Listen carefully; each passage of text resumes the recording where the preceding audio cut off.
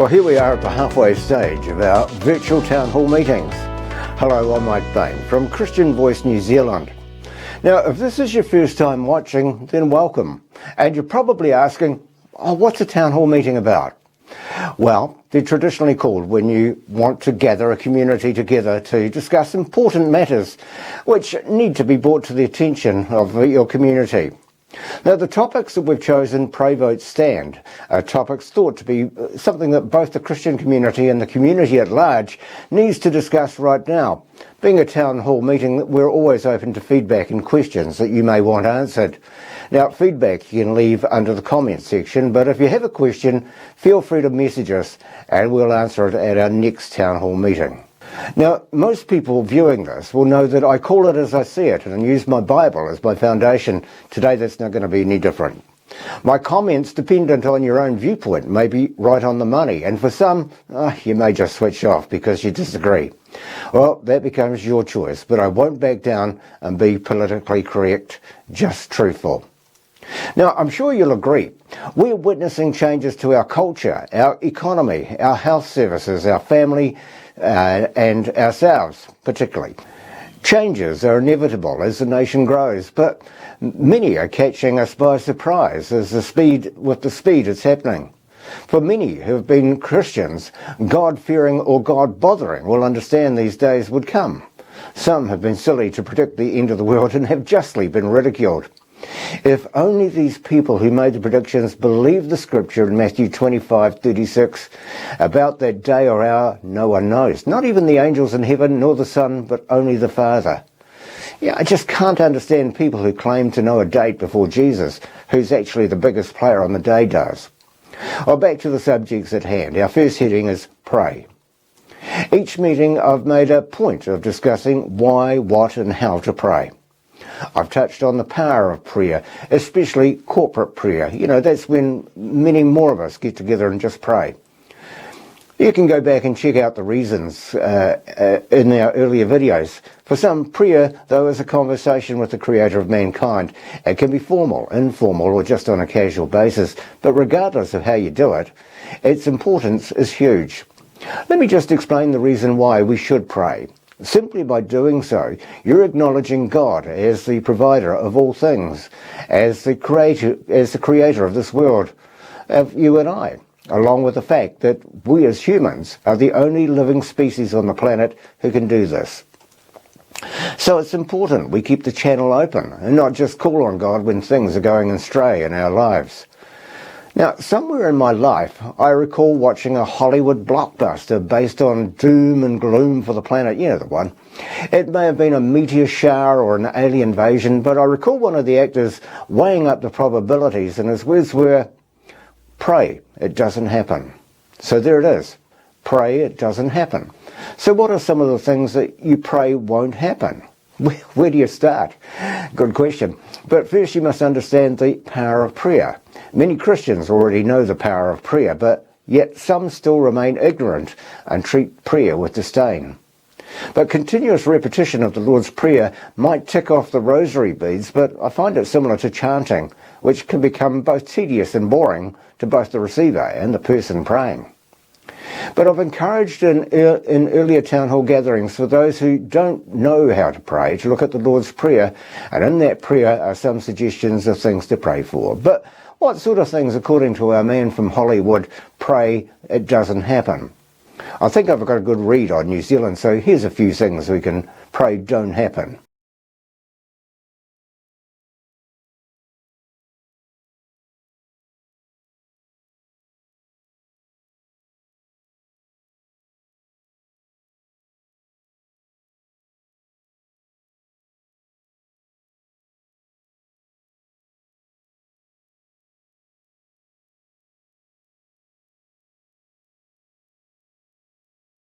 New Zealand is taken over by a foreign government. China wants to annex New Zealand as an outpost in the Pacific. We see another regime within our sovereignty like the current government. That New Zealand becomes a police state limiting thought, freedom and happiness. We can pray it doesn't happen, that we're wiped out by a nuclear bomb. Our children grow to hate us as parents. You get trapped in the mountains with someone like Jacinda Ardern. We see the scale of poverty in New Zealand like some countries in the world. We can pray that it doesn't happen, that you're not found on the wrong side of the ledger upon the return of Jesus, and also the All Blacks come second in the Rugby World Cup. See, there are many things that we can pray don't happen, but there are many things that we can pray for that we want to happen. So I'm just going to mention a few points we can pray for as individuals, which are much needed in this country. For example, we can pray for God's kingdom to come. Now, to be honest, if we are under God's reign today, all our issues would have disappeared. We can pray for the hearts and minds of our fellow countrymen to be united in making New Zealand the wonderful place it once was. We can pray for our families and our children so they won't be overcome by the evil machinations currently destroying the morals and values that family brings. Finally, pray for forgiveness and a spiritual awakening for yourself. You know, it's okay to pray. It's okay to even question God. You know, there's a book in the Bible where Job extensively questioned God. Now, I'm going to go out all Christian on you, but hey, stick with me for just a few minutes. I want to concentrate on the fact that even Jesus prayed. In the Gospels, we can read about how Jesus prayed to his Father. One of the greatest heartfelt prayers was the night before Jesus was to be crucified. Well, there he was in the Garden of Gethsemane praying. I would go as far as to suggest he was looking for clarification that the death he was to undergo was still his fate. He might have been checking for a change of plan, maybe. But above all, he was aware of his fate. He was aware of why and what he was about to undergo. Even hanging on the cross, he was questioning his Father. There he said, my God, why have you forsaken me?" If it's good enough for God's Son, Jesus, to ask questions, then it's okay for you and me to ask similar. As we undergo these changes in New Zealand, there are many questions you can ask God. But I guarantee most questions would begin with the word why. Can I suggest if you're about to question God, now is a good time to do it. Hey, don't leave it to the last moment, because the last question asked with your last breath could well be why. By asking God today, we allow time for an answer. Now, believe it or not, God does answer prayers. Sometimes, though, we've got to be patient. Other times, we just don't like the answer, or maybe we just don't hear it. But he does answer. So why has this country deteriorated? Why has crime gone through the roof? Why are New Zealanders no longer united? Why is the health system in such a mess? And then ask God, what is it that you can do? Can I suggest that the current leadership can't answer these questions? And to be honest, there doesn't appear to be much confidence in the candidates applying for the job. Now, if you don't know how to pray, it's simple. Just get down on your knees and ask God whatever it is that you want for this country. With less than 6 months until the elections, we can see the shuffling of deck chairs, the positioning of parties, and finally, some policies from the National Party. As I've mentioned previously, it's not my place to tell you how you should vote. That is your choice. But as always, I encourage you to exercise your vote. This way you can add the salt that Jesus in Matthew 5 spoke about into the culture. I'm not going to say too much about what's happening in politics now, simply because there just isn't enough time to cover off everything. But really, like you, I'm awaiting to see the latest opinion poll.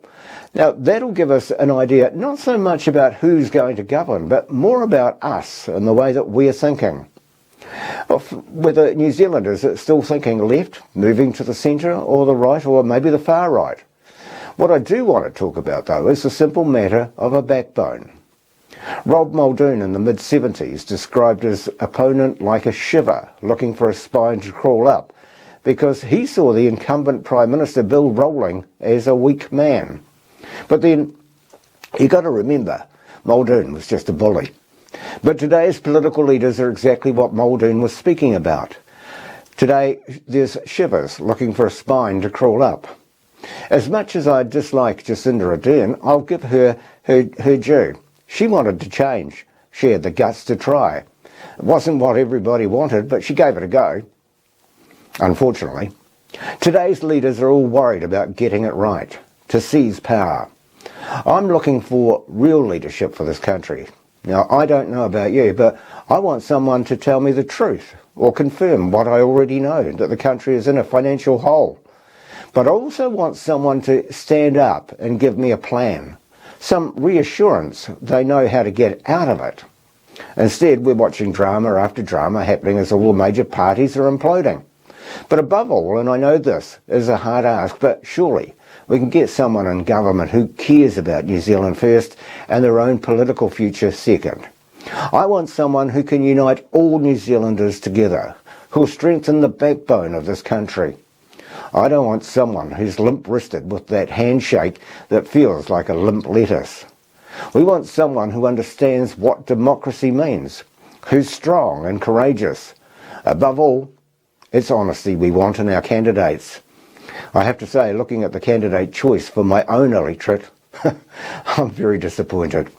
But right now, we should turn off the radio and TV, stop reading the newspapers and start looking closely, be doing our due diligence of the candidates who are applying for the job, along with the salary to stand for us. We need to scrutinise who they are, put them under the microscope. Ask yourself, now, if you were in business, would you hire them? Do they have a work ethic? How do they score on the honesty factor? When it comes to a vote of conscience, would I be proud or accept the stand they took? Is it conducive to how I think or feel? Or are they likely to toe the party line? And what can this party do for me and my neighbours living in this district? And finally, are they beyond reproach? Now, once you've done that, then do your due diligence on each party. Now, this is where you'll probably be disappointed, as each party is agenda-driven. And they all make the same noise but lack any substance, and really, well, will they be any different to the status quo on delivery? You can understand why I mentioned we should pray for God's kingdom as it is in heaven to come to this earth. For a start, there'll be no reason to have an election. I move on. I'm pleased to say, and I don't know if you've noticed it, but we're starting to see a change in opinion and support for the alphabet rainbow mafia. The disgusting scenes from Albert Park in Auckland, the intrusion of transvestites teaching our children in schools, and the continued grooming of our children in classrooms to accept the unnatural is wearing thin. No one wants to deny those who choose to go down the roads of what is against nature, but we're all getting politically correctness fatigue. As Dietrich Bonhoeffer said back in the 1930s, when we see evil perpetuating, we're not to simply bandage the wounds of victims beneath the wheels of injustice. We're to drive a spoke into the wheel itself. Now, many times on this format, I've spoken about the need to stand against the sweeping tidal wave of secularism. We talk about the speed in which New Zealand has changed. Believe me when I say, the speed that we're seeing is only going to gain more momentum if we don't stop it. I hear you say, it just needs to slow down. But how? Simple. We need to be telling those who are making change, we disagree. A note from our friends over at Family First tells us that the government now wants to interfere with our school boards to make them more inclusive, following the issues at Tauranga's Bethlehem College last year. The government, it seems, wants to insert an expectation that school boards has representation of genders, sexualities and sexes. We all know what that means. But we need to act. What we need to do is get a backbone and make a stand first at home, in business and in the community. Do not accept the new morality which is being foisted upon us, and especially our children.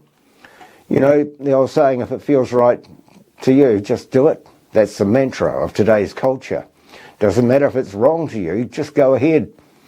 Is these cultures' selfish thinking? And yet, oddly enough, the same culture is quick to point the finger and call society selfish for allowing the earth to be under siege with climate change. As my actor from Hollywood mentioned, we should pray it doesn't happen.